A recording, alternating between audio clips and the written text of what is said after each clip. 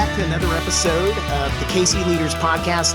And Kansas Cityans, I'm really excited today to introduce Dan Savino, who is the Vice President of Artificial Intelligence. The Senior Vice President. Senior Vice President. Yeah, somehow they gave me the title change. So Senior Vice President of Artificial Intelligence for SelectQuote. Kansas City, it is Kansas City-based business, right? Yeah, it's out of Overland Park. So a Kansas City-based business here that's been part of the fabric of Kansas City for many, many years now. So without any further ado, I'd like to thank Dan for being on the show today. Oh, I'm honored to be here. Thank you. So Dan, can you give me a little bit of information about your background and how you ended up in KC? I never, ever thought I'd be in Kansas. I'll tell you that. I was working in the Bay Area. I worked for Intel for a while, and then transferred over to SelectQuote. I wanted to be out of technology, and SelectQuote had a wonderful opportunity for me. I thought I was selling life insurance for them. Got it. And it was a fantastic place. I really enjoyed that role, and just over the years, kind of worked up through become like assistant sales manager, and then a sales manager. And then right after that time, the majority shares had been purchased by someone that lived out here. And they said, well, we need to start an office in Kansas City. We didn't have a presence here. And they said, well, are you interested? I was kind of interested, but I never thought my wife would ever agree. And I texted her. I said, hey, they want us to move to Kansas. She said, well, maybe we should think about it. And it blew me away. And we had a lot of discussions, and we kind of came to the conclusion that we wanted, what we were doing in San Francisco wasn't sustainable. It was an hour commute each way, mornings and evenings. And it wasn't the lifestyle we wanted. And ironically, it's a little less expensive in Kansas, a little more affordable. Sure. And so 10 years ago, January 2nd, so I'll had my 10-year anniversary, January 2nd, I stepped off a plane at MCI, and the ramp wasn't working. And so they used those old-timey stairs. Oh, wow. I rolled up. It was -9 that day. And I thought, oh my God, what have I gotten myself into? Even though it's cold in San Francisco, it's not that cold. No, it's never that cold. So worked in sales, and then somehow got roped back into IT. And so that was my question of, you kind of went from this IT infrastructure at Intel, you moved into sales roles for years, and now you're back in the driver's seat of kind of the cutting edge of technology, artificial intelligence. Yeah, go figure. Yeah. So I was just curious, what have you found the most rewarding about that, about what you're doing now in industry? It's scary. It's a scary time. I think with AI, the potential, the consequences of it my belief will impact us tremendously. And so being at the frontier of that movement makes me kind of excited, and hope that maybe we can do it right. Maybe we can employ it safely, maybe securely, maybe responsibly. And so it's incredibly powerful, and I want to get it right. And so I'm excited that I even have an opportunity to even do anything with it and make a difference. And so there's a lot there. And in fact, SelectQuote, you host, there's an artificial intelligence club here in Kansas City, and you host at the SelectQuote main offices. You host their meetup every month. Is that correct? I do. Yeah. Okay. Yeah. So what made you want to do that?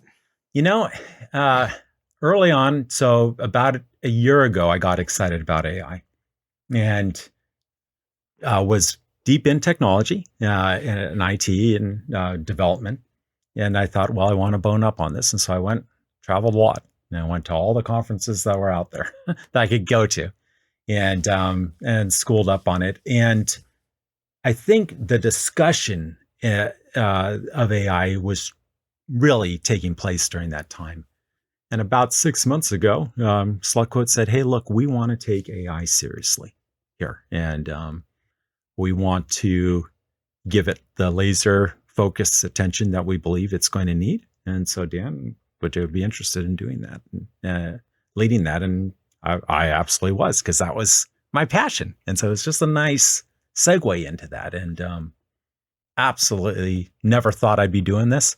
Never thought I'd be in Kansas. Never thought I'd be in AI. It just shows what a putz like me can actually, if someone like me could do this, the sky's the limit. And so just to share with the listeners in Kansas City about what you're doing, and I've been involved in the artificial intelligence space and kind of my day job for a little while now, and I just wanted to have you share some of the kind of results you have had, because I know there's a lot of businesses out there who are saying, "Hey, hold on, in Kansas City, maybe I should wait and see, etc." Would you share would you be willing to share with the audience some of the success results you've had? Sure. So really, we're looking at quick wins, low hanging fruit. And so not complicated stuff, but looking where we could employ AI. And SelectQuote has several very successful call centers.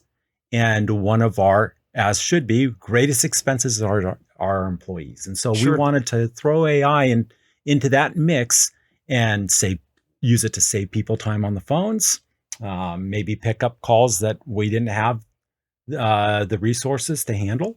Our business is secular in nature, depending on our divisions. And so it makes it a little more challenging for us to staff appropriately, because we might get hit with a big influx. And what do we do with those overflow calls? We might, and so to be able to have the ability to scale up and down very rapidly with using AI would be really important. So we identified generative voice as something that we really wanted to get into. Got it. And so for the last 4 months, we've been heads down, and certainly I'm not taking credit for this at all. We have some brilliant engineers. Eric Marshall, our director of AI, is absolutely blows my mind every time I talk to him. They were heads down developing generative voice bots. We didn't know what would happen. We put some out there 60 days ago. And a couple of days ago, I was getting ready for the KCAI Club. I wanted to kind of share what the results were. We knew that it was working, but sometimes you're so focused on the tree, you don't really get the view of the forest there. And so I had the engineers poll, okay, how many people are we talking to? And how many hours have we talked? And they gave me the numbers, and I said, that's obviously wrong. Please go back. After 3 times, I finally believed the numbers. We've talked to, at this point, it's much more, but as of a couple of days ago, last 60 days, over 165,000 successful clients of SelectQuote engaged and held the full conversation with AI, with our internal AI unit. It equated to more than 26,000 hours of talk time. And today is our busiest day of the year. And right now, our bot is starting a new conversation, actually holding multiple simultaneous conversations, but it's starting a new conversation every 4.5 seconds. Wow. It picks up and it starts. And so, and it allows us to serve our clients better. This translates into enormous savings, over $1.2 million in the last couple months. Wow. And that for us was stunning, because we are just getting started, and our plan, our roadmap involves a lot more that we really think is achievable. Will only produce even better results for us. I wanted to talk about that a little bit, because there's a lot of myths around AI right now. And I understand the kind of it bleeds, it leads thing. We focus on the negative, there will be some job displacement, obviously. Anytime a new technology is introduced, some people move into new fields. But from a consumer standpoint side, you're talking about these calls are being answered faster and at a better clip. I mean, I don't know many people who love waiting on hold. No one does. So, and not many more people like talking to chat to these virtual bots either. And so we needed to really field something. I am the worst when it comes to these bots. I will hang up if I reach one normally. And so we needed to have something a little better. And so we employed some really cutting edge technology developed by 11 Labs and grabbed Whisper from OpenAI and pulled that in so we could understand what was happening on calls a little better. And some of the stuff that these engineers are fielding now, I've never heard anything like it. We have a unit that will field in February that will absolutely blow people away when they hear it. So some amazing advancements are being made in that field.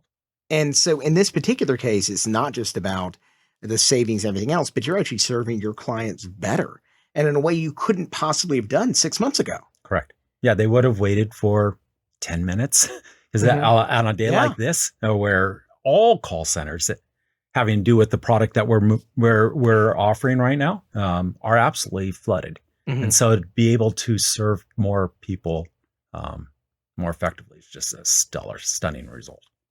Overall, how are people responding to it? The people who are using it? You know, I've been asked several times. We do track their sentiment, so we know whether or not they're happy, and overall, they seem pleased. We're not getting people calling in complaining about it. Sure. But the proof's in the pudding. Yeah. Because if they weren't happy, they'd hang up. And we wouldn't see the results that we're seeing. And so we think we're doing a halfway decent job so far. I heard a study. Walmart spent a good bit of money several years back, and they were trying to determine. And I think it was, I don't want to misquote it, but I think it was how long will someone wait in the line in customer service? And they found that the maximum time people will wait was about 16 minutes. Just when they went through and analyzed all data, nobody wants to wait in customer service to return things, but it turns out 16 minutes is kind of this critical mass point. And when somebody waits longer than that, their dissatisfaction levels go through the roof, et cetera. They'll get up and leave and they'll just get fed up. They'll sometimes not return the product. They'll just leave it sitting there and just walk out. And that overall kind of sours the brand. And I was just thinking about, I don't mind call centers. I don't mind customer service, but I hate it when they say your call be answered in 45 minutes. Yeah. And I think that's kind of it. And so in a way, you're giving people time back in their lives that they can go do other things. Yeah. And I look at it as, if we're going to give people time back, we want to do it in a responsible way, and we want them to have a really good experience. And so I don't want to put a crummy bot out in front of them and press 1 for yes or 2 for no and it not understand or comprehend. And we've all sat in situations like that and they just get frustrated. And so it really put a lot of onus on that team to deliver best in class results and to continue the iteration upon that, because we're not where we need to be yet, where we want to be. But you're at the beginning of the climb, right? We are. That's the whole thing. Yeah. Imagine to see what you'll see when you reach the summit. Yeah, well, and that's my fear for companies that aren't really engaging with this technology, because in a year, I expect my company to be much different than it is today. If I was waiting a year before I took these steps that we're moving right now, that would be behind. So if you could put your finger on the most rewarding thing that you've done in the last 6 months at your job, what would it be? Actually, just making that move into AI. I mean, that is really, for me, it's been almost a restart of my career because it's something I'm passionate about. And the fact that people give me money to do what I like doing. Yeah. How could I be that lucky? I mean, that's just an amazing gift. And so, for me, it's, I love it. I'd probably do this if I won't get paid. I hope no one in SelectQuote's watching this. Anyways, but that. So SelectQuote. I'm excited. Dan's saying he doesn't need more money. Not the truth. Not the truth. Ignore this. So in what other ways are you and kind of SelectQuote making Kansas City a better place to live, play, and work? A couple things. We host Kansas City AI Club. Yeah. We're going to be hosting a MarTech group next month. On how to move AI into marketing efforts. Yesterday I was at KCMU, speaking at several classes about AI and to the senior and junior groups there. And so we're trying to get out in the community more and more. Really, it is my belief. I really want Kansas City to have a say when it comes to AI. This doesn't have to sit in San Francisco, doesn't have to live in New York. I mean, we're halfway there. Seems to me like we're a good meeting spot. And so I'd love to have the guys in San Francisco and the guys in New York to meet here, and let's have something happen here. So That's really funny that you mentioned that. Kansas City, if you've been watching the news, et cetera, just it became listed as a tech hub. They did the analysis of technology in that country of companies on the cutting edge of kind of software and technology. And I think we came in at number 19, I think it was. And so Seattle and Austin, oh, in the sure. top three, Yeah. right? But we were the only one that, from a momentum standpoint, had a huge upswing. It said the momentum in Kansas City is a 6 out of all the technology places in the country. So it looks like things are moving in the right direction here. And I think that's kind of exciting. It is. Maybe Yeah. we could bring the people together from San Francisco. If I was an New York. engineer, and I did live in San Francisco, it's hard. They make a lot of money, Mm-hmm. but they have to make a lot of money Sure. because it's so costly to live there. And I could say I've had that experience moving from the Bay Area or a place that's expensive to a place that's just affordable. It's an enormous difference. I had kids when I made that move, and I wanted a different family life. I wanted to have the opportunity to see them. I didn't want to have to wait an hour to get home. And if they were sick, I didn't want to be far away from them or anything like that. And so for them, being able to spend more time with them in a community that was more, I don't want to say more, but it's very family centric here. And you have a different vibe. I've always heard this vibe about the Midwest kind of thing. Like, the Midwesterners are so much different than guys out in California or whatever else. Didn't really get it until I was here. And I think it's just that it's a very personable kind of feeling, welcoming kind of thing. When I moved out, I came out here, my kids are still in school. So my wife was out in California, and we did I'd go back every other week to see the family, and took them 6 months to migrate out here. And that 6 months I was here by myself, and I was so amazed. If I was in the Bay Area, no one'd say boo to me.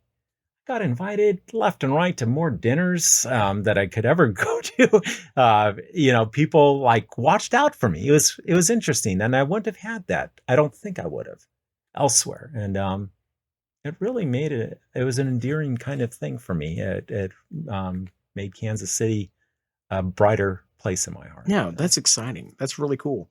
So, what are other unique opportunities or challenges that you see coming for Kansas City in the coming years? I think it's hard sometimes, and it goes back to the very beginning. We have a lot of neat things happening out here, a lot of very innovative companies, but they're little. And so, if you're little, you have to be more scrappy, which is great. But a lot of times, you miss out on some opportunities.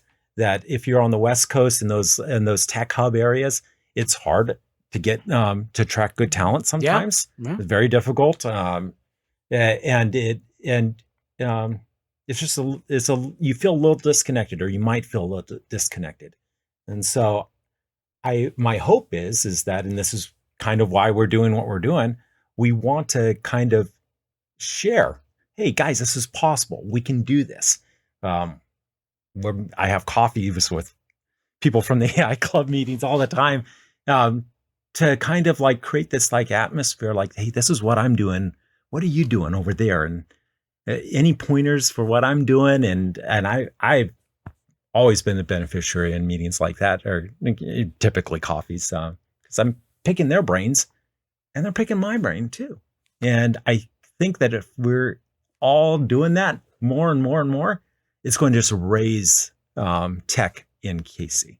So, how do you approach collaboration and fostering kind of unity within the community? So, you said at this technology. I mean, it's an insurance company, but you're in the technology seat. Yeah. Okay. How do you foster bringing people together from these disparate things and helping Kansas City grow with that?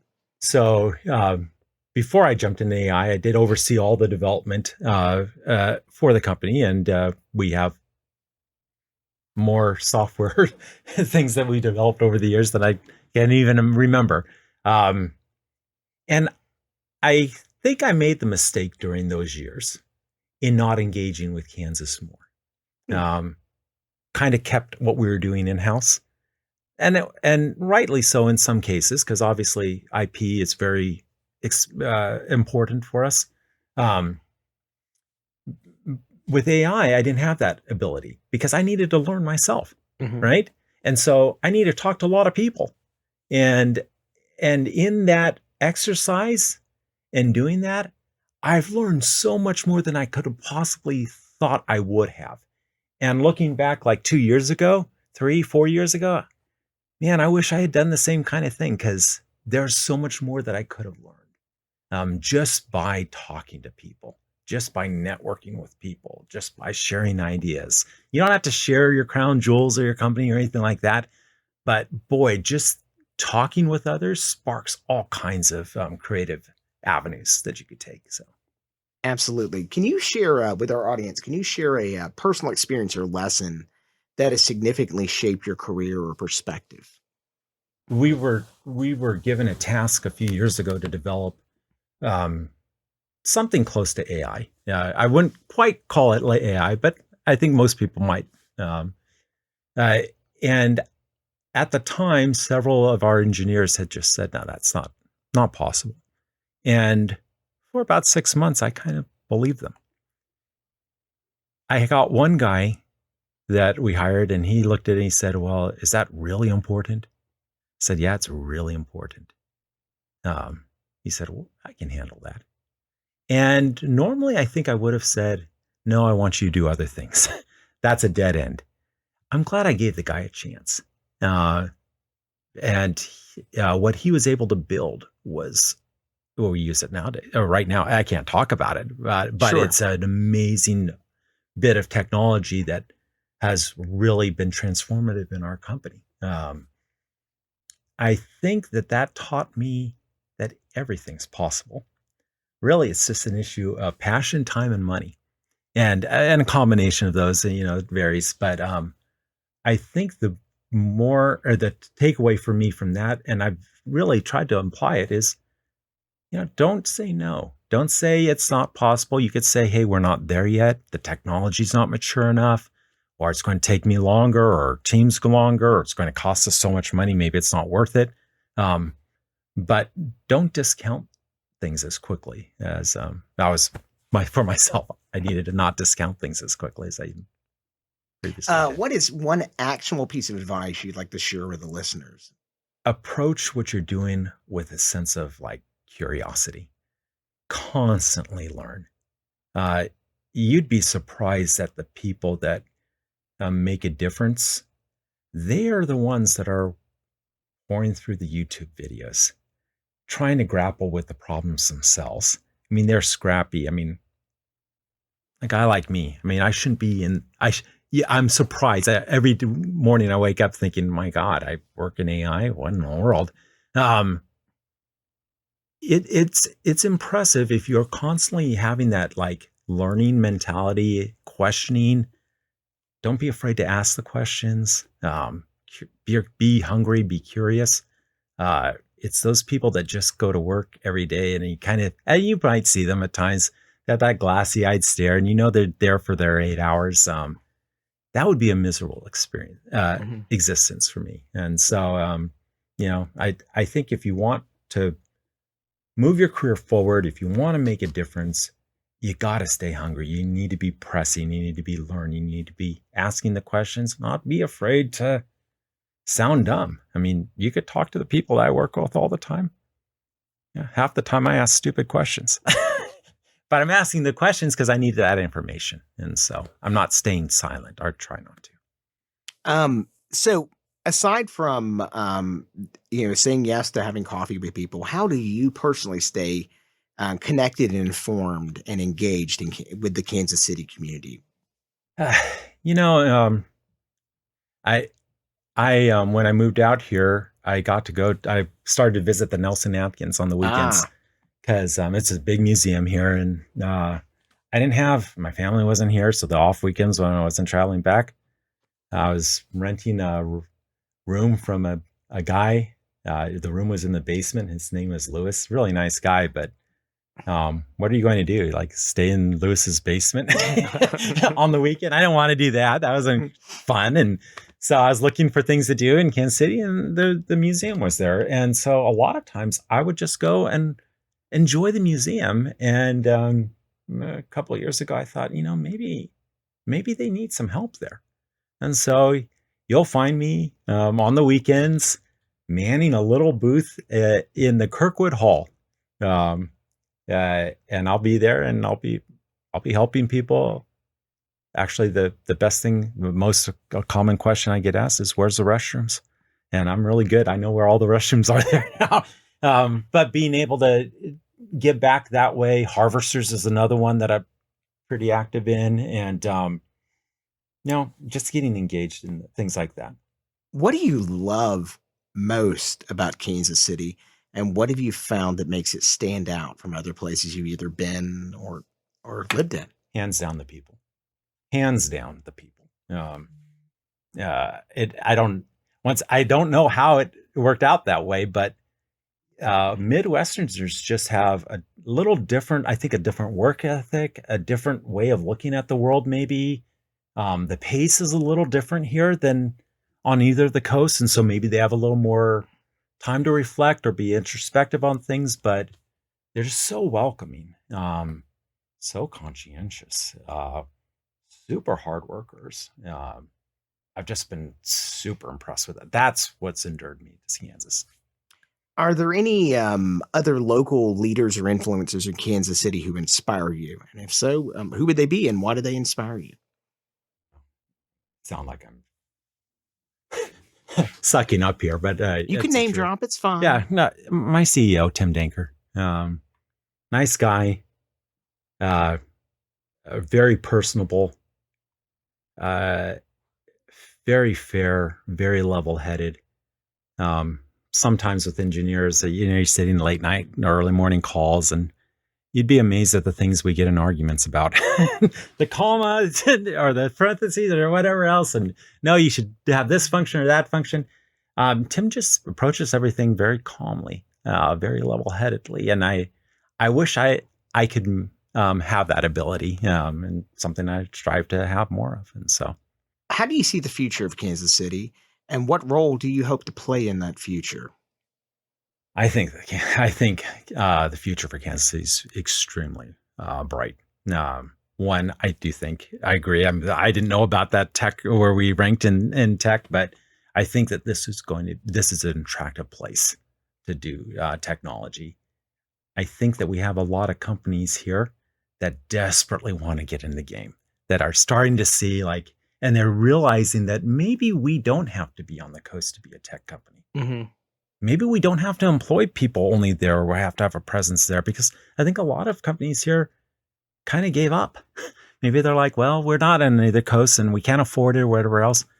I don't believe that's the case anymore. I think we have I know we have amazing talent.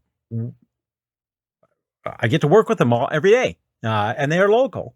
And I think the more that companies see success from other companies in this market, the more they'll dive into it. And I think this is going to. I think the sky's the limit for Kansas City. This is probably the most important question in the interview. Best barbecue in Kansas City. Oh, who is it, and where is it, and why? You're going to hate me. Oh, don't say you're vegan. I am. Are you really? I am. Okay. So for me, it would be Joe's KC Barbecue, because they had the Portobello Z-Man.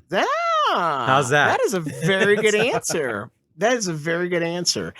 We discovered early on, I'm not from here, but we discovered that all Kansas Cityans, whether they like barbecue or not, are very opinionated about their barbecue. Well, actually, that was the one thing that when I came out here, I was always introduced. This is Dan Savino. He's from San Francisco. He's a vegan.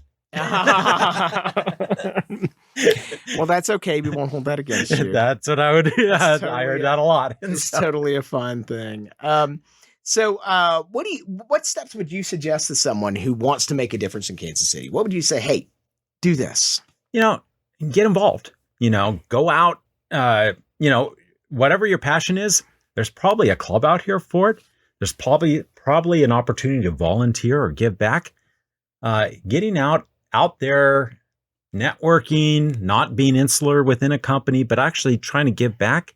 I've been a beneficiary of that. immensely, and it's made Kansas City even it's endured it even more to me.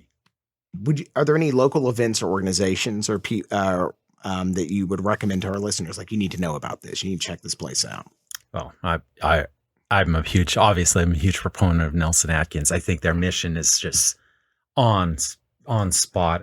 They execute so well at their events. Their collection is amazing. I can't say enough good things about the work that they're doing there with kids, with teenagers, young adults, elderly people. They're firing on all pistons right now, and it's just so impressive to me. Yeah, and I'm just the dude sitting at the corner desk at the Kirkwood Hall. Not many people there even know me, but I watch what's happening there, and I'm constantly just amazed. And so, hats off to that organization. I don't know their board of directors or anything like that. I just play a little teeny part, and am the beneficiary of all the work that they've done. And I see what they're doing in the community every week, and it just really blows me away. How can our listeners get involved or support your initiatives, like the AI Club or the other things you're doing, or if they want engineering jobs? I don't know. We're constantly looking. So I would say, come out to the KC AI Club. Hit me up on LinkedIn. We have several. I don't know how many followers I have, 7,000-8,000 people or something like that. Get engaged. Reach out to me. I'm not shy. I'd love to meet with people. And I have a lot of people at SelectQuote that would love to get engaged too. They feel just the same way as I do. And so we want to get out in the community. We want to make a difference. And we know a thing or two about a thing or two, and would be willing to share with people advice. Is there any last thought you'd like to leave with our listeners today? Yeah, I mean, the curiosity thing for me has always made a big difference. That has actually been probably the biggest, I guess, thing in my life. That being curious, and also say follow your passion. Because I haven't always. I thought I was always a tech guy, and there was a time where I was like, I'm done with tech, and I wasn't. I got back into it. It wasn't that SelectQuote twisted my arm or anything like that. I gravitated to that, and I would say, if I had to do it over again, I'd follow my passions a little more. And so follow your passions. You'll be surprised where it takes you. I want to give a hearty thanks to Dan Savino today for coming on the show and helping make Kansas City a better place to live, play, and work. Dan, thank you so much for being on the show. Honored to be here. Thank you so much.